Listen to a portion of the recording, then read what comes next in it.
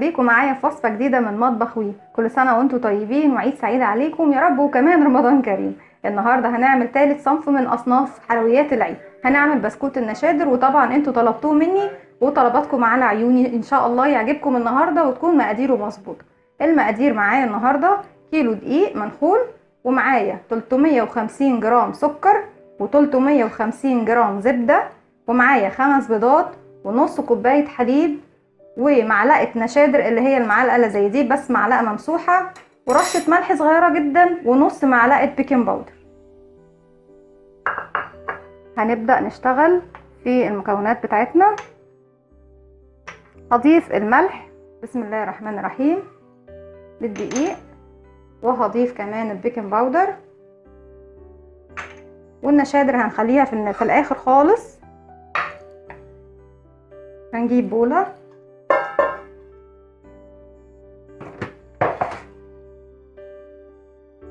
هضيف فيها الزبدة. زي ما انتم شايفين هي الزبدة بدرجة حرارة الغرفة، يعني انا ما سيحتهاش وفي نفس الوقت كمان مش متجمدة. وهنضيف عليها السكر،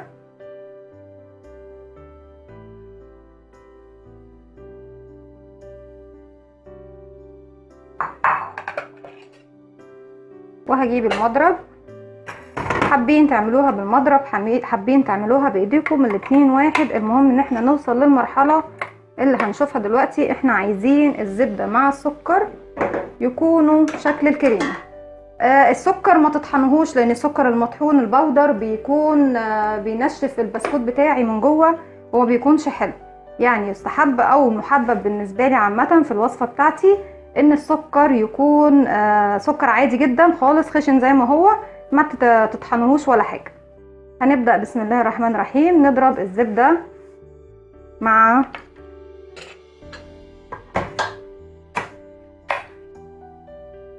السكر.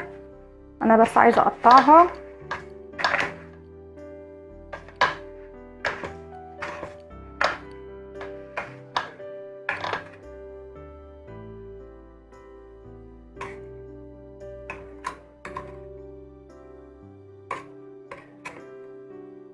وطبعا ده كان طلب الست ام حسين حبيبتي. يا رب النهارده البسكوت النشادر يعجبك يا قمر. بسم الله الرحمن الرحيم. هنبدأ طبعا بسرعة صغيرة.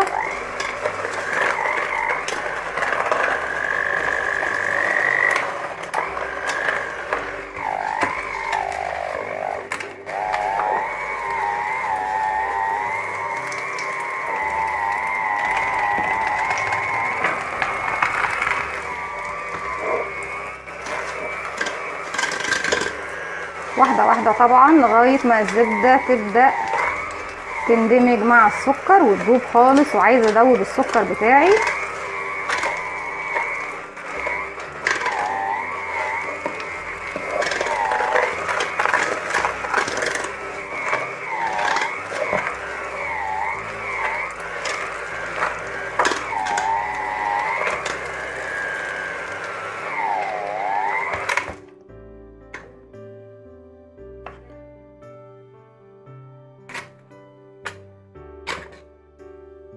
هي بس عشان لسه الزبدة ماسكة مع بعضها، بس زي ما انتم شايفين هي مش متلجة، يعني هي مجرد بس هي لسه ماسكة. واحدة واحدة هنفككها من بعض.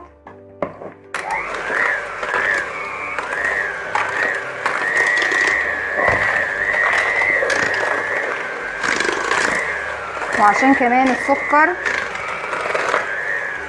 مش بودر فهيحسوا ان هو ماسك معايا بردك شويه.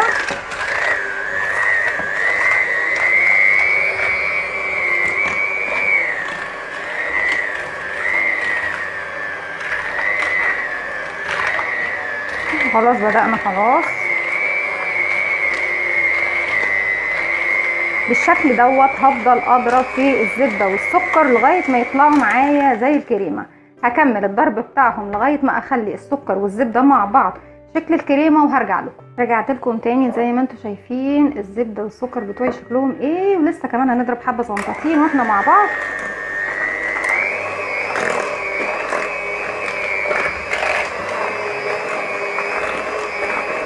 بقت شكل الكريمة وهيشة وجميلة زي ما احنا شايفينها. في المرحلة دي هبدأ واحدة واحدة اضيف البيض. بسم الله. بضيف بيضة بيضة وبضرب.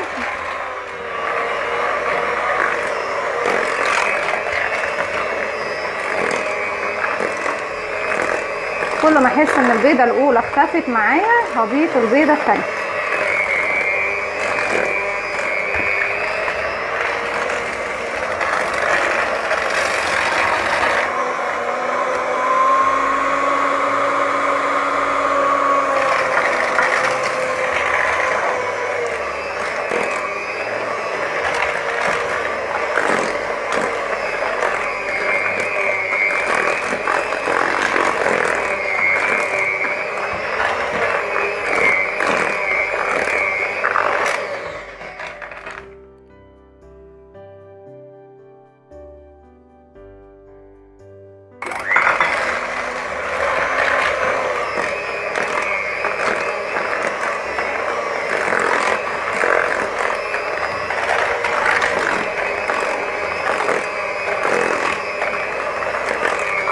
بالشكل ده زي ما احنا شايفين.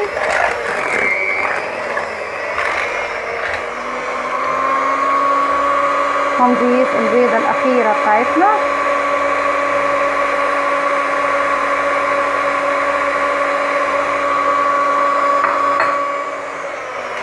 وهنكمل ضرب.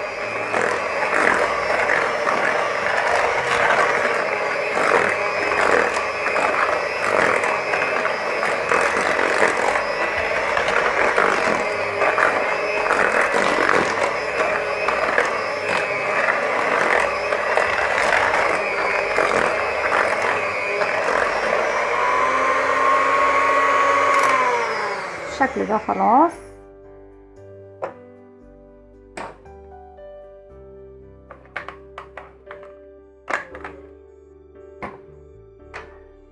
هنزل كل كمية الزبدة والمكونات بتاعتي.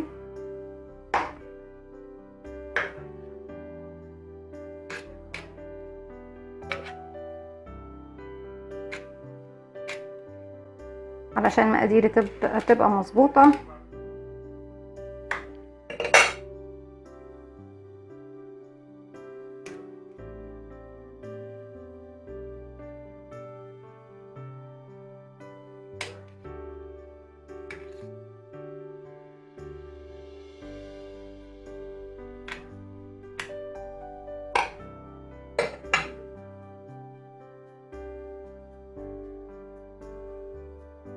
هبدأ بعد كده اضيف الدقيق بتاعي واحدة واحدة. بسم الله. هنقلب بس البيكنج باودر فيه والملح، وهبدأ اضيف واحدة واحدة واقلب بالشكل ده كأننا بنعمل كيك. يعني البسكوتات عامة بتحب ان احنا نشتغل معاها بشكل خفيف جدا علشان ما تبقاش ناشفة مننا ومش هايشة.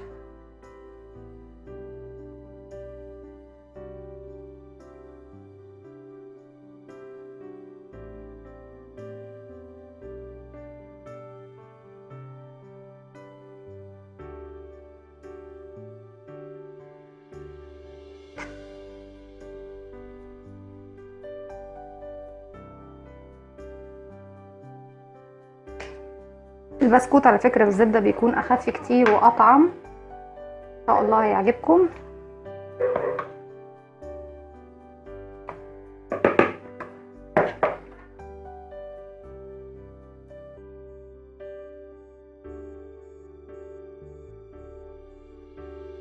بالراحة زي ما اتفقنا. معلش انا بس مش مالكة عشان انا قدام الكاميرا وبعيد. الزاوية اللي انا واقفة فيها صعبة شوية.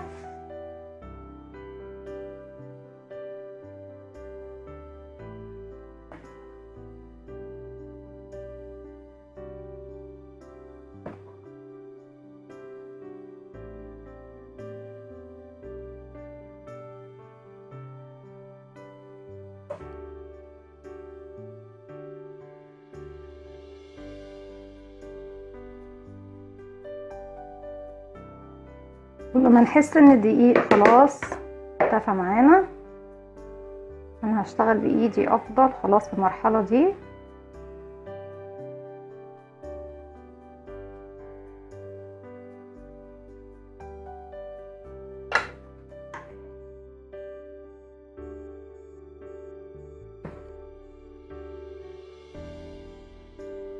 بأطراف صوابعنا زي ما احنا شايفين.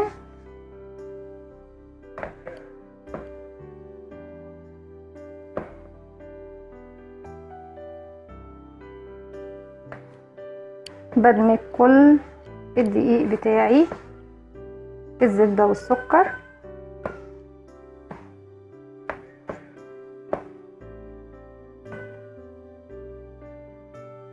لسه محطناش النشادر هقلبها مع الحليب. وعلى فكرة بالنسبة للبسكوت البرتقال هو نفس المقادير ونفس المكونات، بس بدل ما بحط معلقة النشادر مع نص كوباية حليب، لا بحط نص كوباية عصير برتقال ونص كوباية مع نص معلقة بشر برتقال.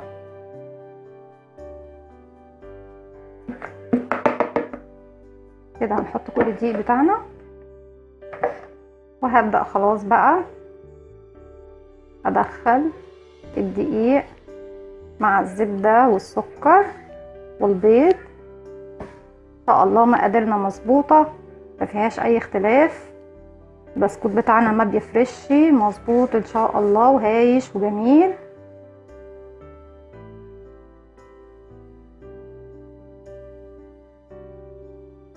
ننزل كله طبعا اللي على جوانب الطبق. بسم الله.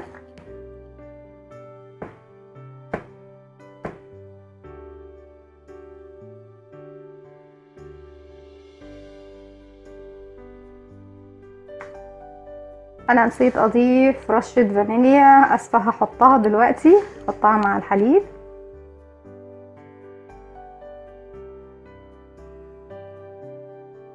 ثواني بس افصل معاكم اجيب الفانيليا.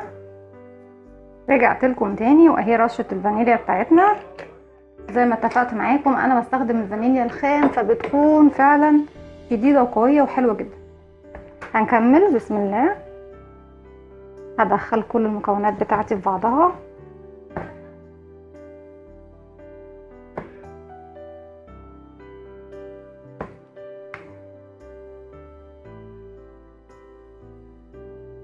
اجيب من تحت طبعا عشان ميبقاش فيه بعض من الدقيق تحت. وعلى فكرة كمان ملحوظة مهمة جدا، لازم ننخل الدقيق نديله هوا، بيكون جميل جدا وهايش ومنفوخ البسكوت بتاعنا. وفي كل المعجنات على فكرة انا لازم انخل الدقيق.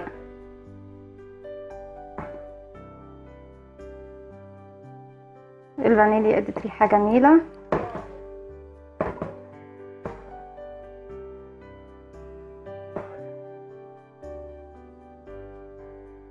كده خلاص بدأنا ندخل كل المكونات في بعضها زي ما احنا شايفين.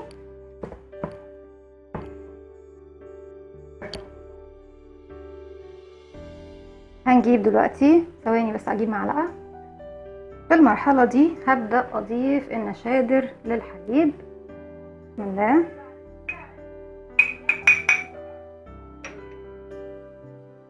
اقلبها كويس.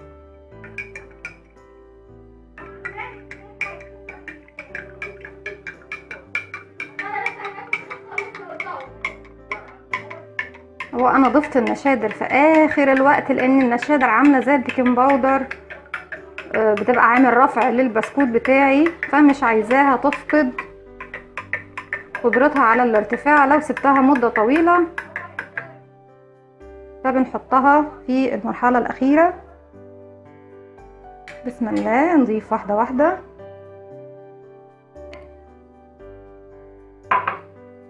زي ما اتفقنا قبل كده في كل المخبوزات او المعجنات بتاعتنا، الحليب او المادة السائلة بضيفه واحدة واحدة، وبشوف عجينتي هتقبله كله ولا هيكون ايه النظام.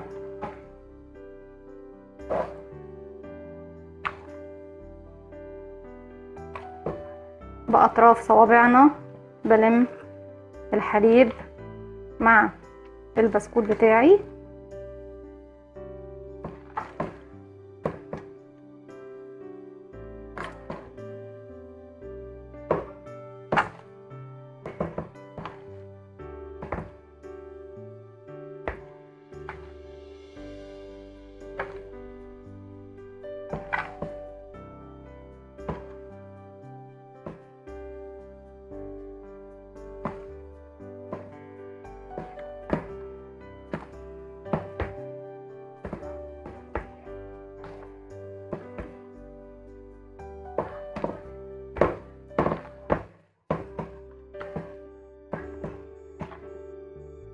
وبكده هنكمل نضيف حليب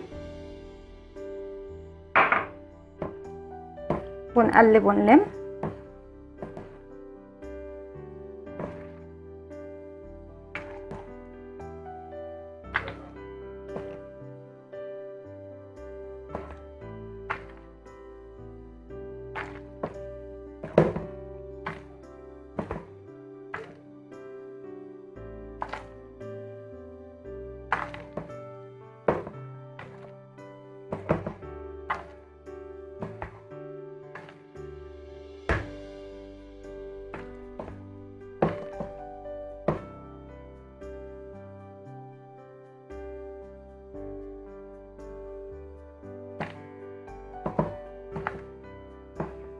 كده هنكمل بقية الحليب بتاعي. بسم الله.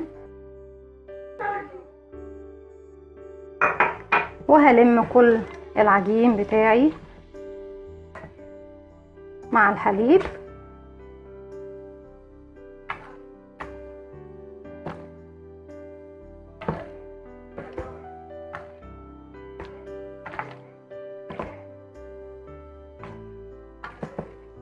البسكوت من الأصناف اللذيذة جدا والخفيفة في العيد.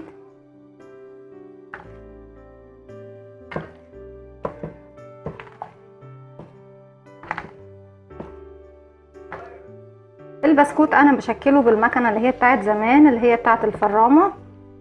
اللي ما عندوش المكنة هنشكله دلوقتي، هنشوف دلوقتي نشكله ازاي.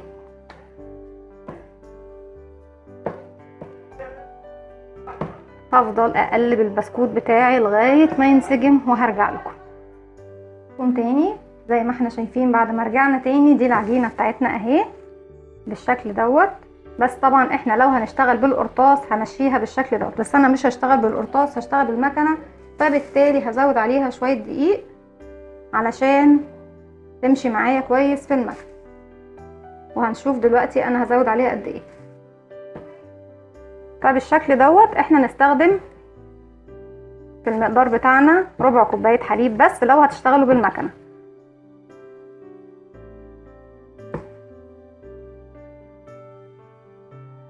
زي ما احنا شايفين اهي عجينتنا.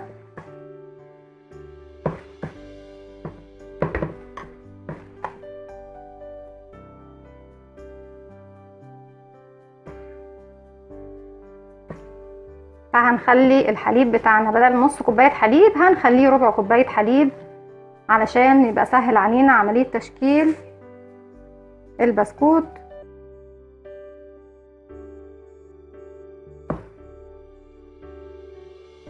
وبفضل طبعا الم. انا عايزاها تكون معاكم عجينة متماسكة علشان تشكلوها عادي بايديكم بالمكنة، لكن لو هنشكلها بالقرطاس طبعا بتاع الحلواني هنشكلها على نفس المقادير اللي احنا قلناها في البداية.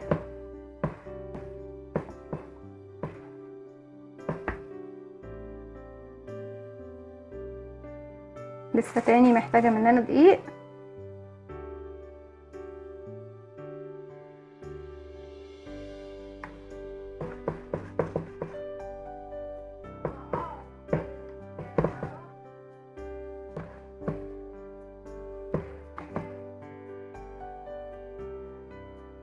انا عايزة طبعا العجينة تلم معايا خالص من الطبق وتكون نظيفة في ايديا.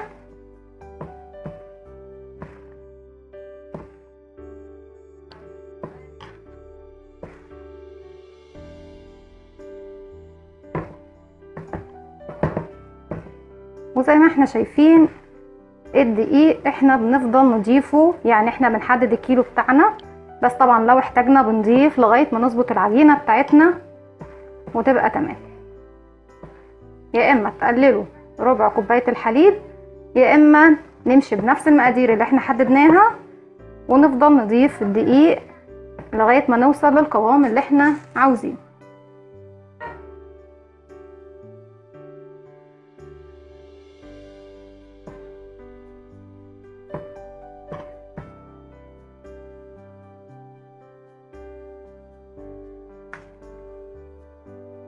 بالشكل ده زي ما احنا شايفين اهو عجينتنا بقت تمام.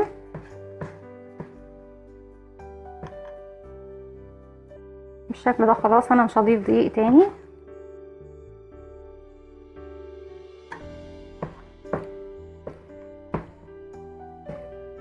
لانها كده هتمشي معايا في المكنه كويس جدا.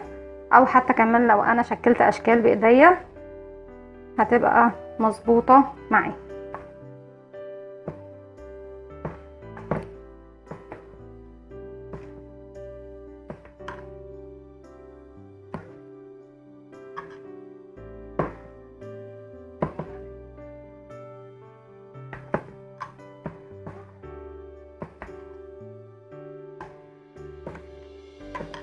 زي ما احنا شايفين عجينتنا اهي. رجعت لكم تاني طبعا بعد ما ظبطت الاضاءه، وانا اسفه طبعا على العطل.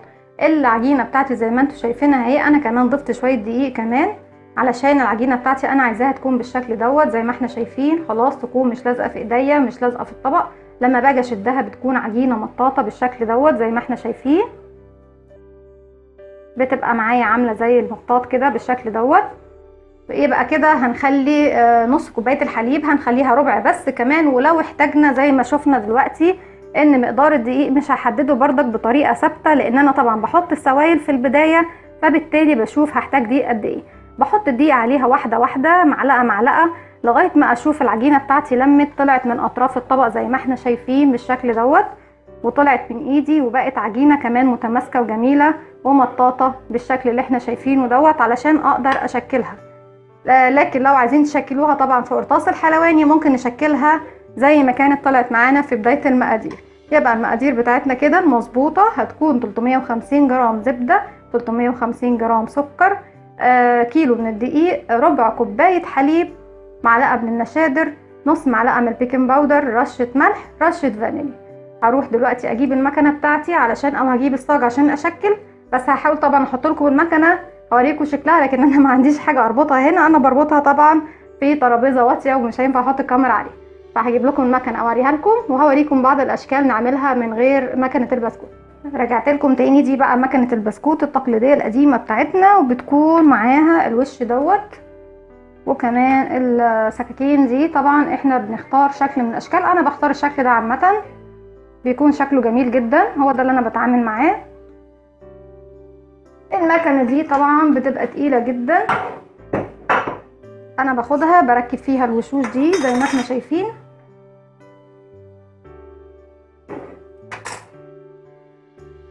بتكون كده بركب فيها دي بالشكل ده عشان هي تقيله شويه معلش، وبركب فيها بربطها بظبط بس الوش كويس.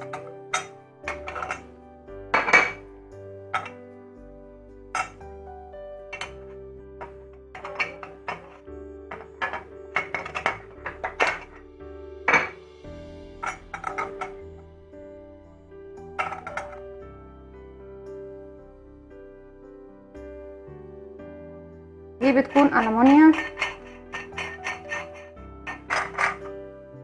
بالشكل دوت. بثبت الوش بتاعي طبعا،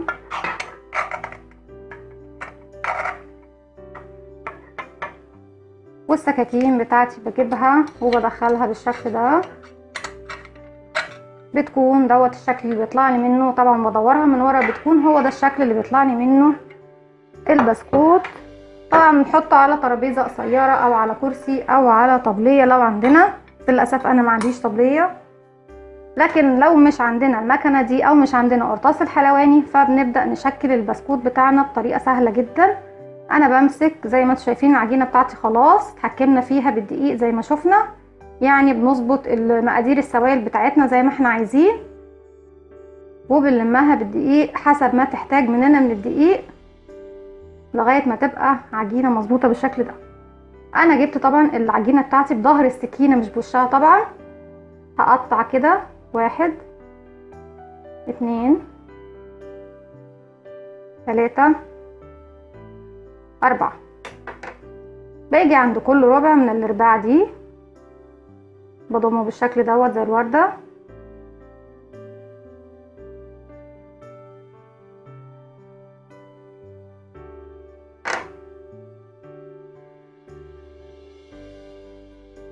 زي ما احنا شايفين بالشكل دوت، ببططها وبروح جاية بس عاملة شق بسيط بالشكل ده. طلعت معانا وردة جميلة من غير قالب ولا حاجة، والعجينة زي ما انتم شايفين مساعداني ان انا اشتغل بيها. تاني اكررها معاكم.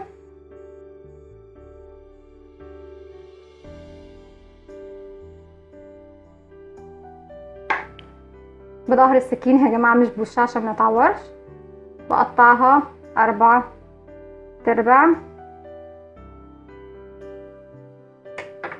وبمسك حرف كل طرف وبضمه بالشكل ده زي الوردة.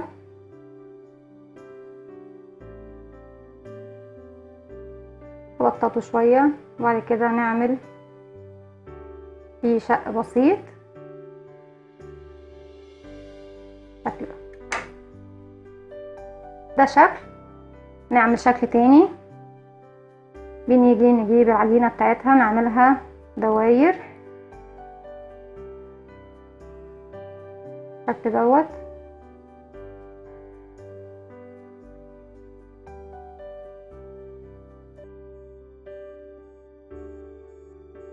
وعلى الصاج بتاعي طبعا نعتبر ان الطبق هو الصاج، بحط واحدة في النص وبدور حواليها مجموعة من الكور بالشكل دوت.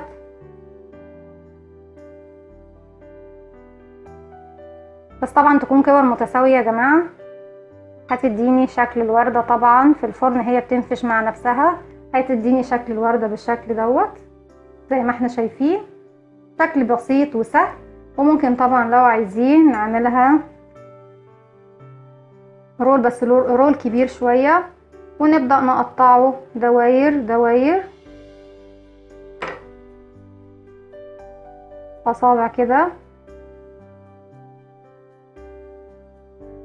زي ما انتم شايفين. العجينة معايا بقت بطاطا وجميلة، وبلفها حوالين بعضها طبعا بالشكل دوت بس على أرفع، وبتبقى رول معايا حلزوني بالشكل دوت.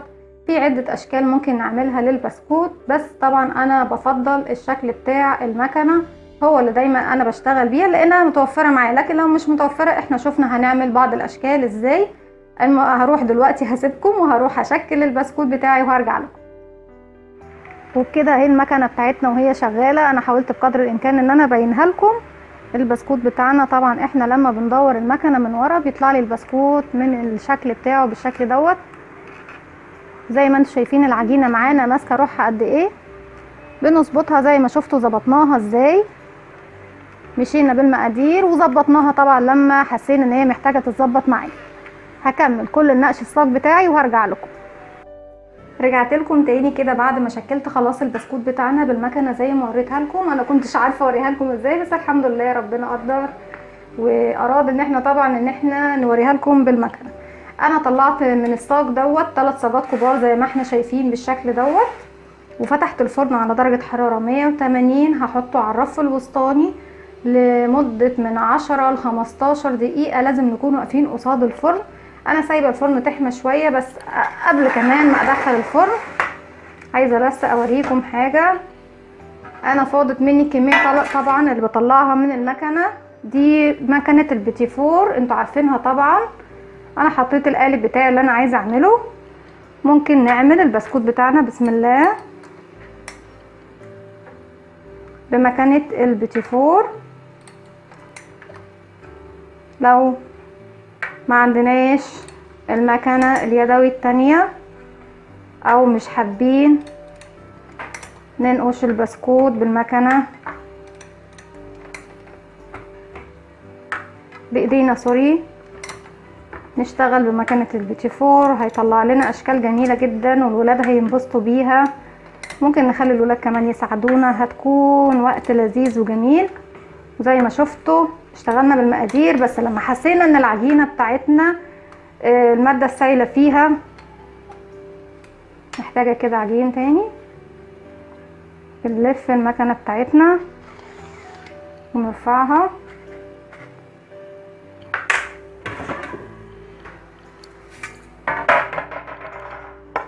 وبجيب العجينه بتاعتي. زي ما انتم شايفين العجينه بتاعتي زي ما اتفقنا لما حسينا ان هي محتاجه مننا ان احنا نزودها دقيق زودناها، يعني حطينا المادة السائلة براحتنا وحطينا كل المكونات براحتنا، وجينا ساعة الدقيق كنا محددين كيلو دقيق، بس طبعا حجم البيض احنا مش بنبقى مسيطرين عليه.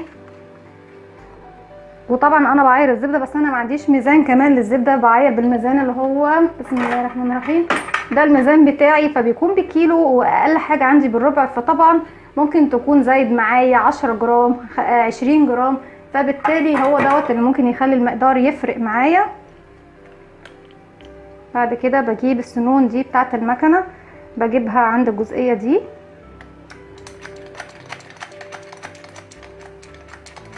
وبفضل ادوس عليها لغايه ما انزل بالعجينه بتاعتي.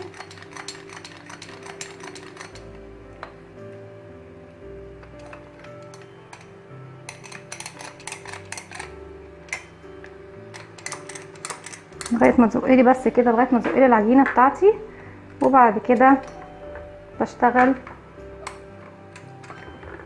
بالشكل ده زي ما انتم شايفين.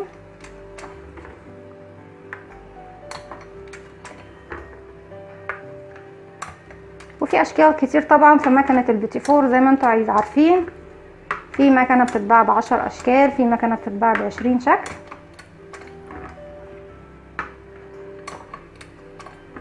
وان شاء الله في الحلقه الجايه هنعمل مع بعض البيتي فور. ما خبيناش على بعض حاجه، عجنت قدامكم وشفتوا لما الماده السائله بتاعتي زادت مني واحتجت ان انا ازود دي، زودنا وما خبيناش. حبيت ان انا اعملها قدامكم كده النهارده بالشكل دوت، عشان خاطر لما اكون واحده فينا او فيكم شغاله في المطبخ والعجينه مثلا ثابت منها بالمقادير اللي الشيف محددها. زي ما قلنا المقادير دايما مش بتكون مقادير ثابته، مش لازم تكون حاجه محفوظه نمشي عليها بالظبط. طيب انا ماشي المقادير بتاعتي حافظاها ومن سنين بشتغل عليها، بس زي ما قلت لكم ممكن حجم البيضه يفرق، ممكن طبعا مقدار الزبده اللي احنا معيرينه ممكن تكون فرقت معانا شويه في الكوبايه اللي معيرين بيها، ممكن الدقيق نفسه يكون ما بيشربش الزبده، فبالتالي لازم نكون عارفين هنتصرف ازاي ونعمل ايه لو العجينه بتاعتنا حسيناها مش مظبوطه او سايله شويه او ناشفه شويه. فبالتالي زي ما احنا شفنا الدقيق بنضيفه لغايه ما نشوف العجينه وصلت معانا للحد المطلوب زي ما اتفقنا. يعني مثلا انا العجينه بتاعتي دي اتفقت ان العجينه زي ما انتم شايفين عجينه جميله اهي، بتمط معايا عجينه حلوه بالشكل دوت، بحيث ان انا اعرف اشكلها بايديا، اعرف اشكلها بالمكنه، اعرف اشكلها بالمكنه التانية بتاعه البيتي فور. فبالتالي لازم يكون العجينه بتاعتنا نظبطها قدام عينينا زي ما احنا شفنا. هدخل الصاجات بتاعه الفرن ولما يستوي البسكوت هرجع لكم. رجعت لكم تاني وكده بعد ما سوينا البسكوت بتاعنا زي ما انتم شايفين بسم الله ما شاء الله، ولا فرش ولا في اي حاجه، ده بيكون لونه من تحت وده بيكون لونه من فوق زي ما انتم شايفين. كمان انا عايزه اقرب لكم السماعه، سامعين صوت البسكوته جميله قد ايه، هايشه قد ايه، مقرمشه ولذيذه. شفنا المقادير بتاعتنا وشفنا كمان لما حسينا ان الماده السايله بتاعتنا زادت لميناها ازاي، وعرفنا العجينه بتاعتنا امتى تبقى مظبوطه. قلنا لما بتكون مطاطه عامله زي الاستيك بتكون مظبوطه معانا، ما بتلزقش في ايدينا، بنقدر نشكلها بالشكل اللي احنا عايزينه. ده الشكل اللي عملناه بالمكنه، وده الشكل اللي عملناه بمكنه البيتي فور. طبعا انتوا ممكن تعملوا دي او بدي، او ممكن تشكلوا بالاشكال اللي انا وريتها لكم على ايدينا، مفيش اي مشكله خالص. دي كانت وصفتنا النهارده، شفناها بكل تفاصيلها، ما خبيناش على بعض حاجه. حبيت ان هي تبان قدامكم بكل تفاصيلها زي ما بتعمل مع ست البيت. ممكن لو سابت منها شويه، لو كانت ناشفه شويه، نتصرف ازاي. تصرفنا قدام بعض وعملنا العجينه بتاعتنا، ظبطناها وشفناها طلعت قد ايه هايشه وجميله. لو تسمعوا ما شاء الله، وشكله وطعمه تحفه ويجنن. دي كانت وصفتنا النهارده، يا رب مقاديرنا تكون عجبتكم، ويا رب وصفتنا كمان تكون عجبتكم. لو عجبكم الفيديو اعملوا لي لايك وشير وسبسكرايب، واستنوني في فيديو جديد من وي.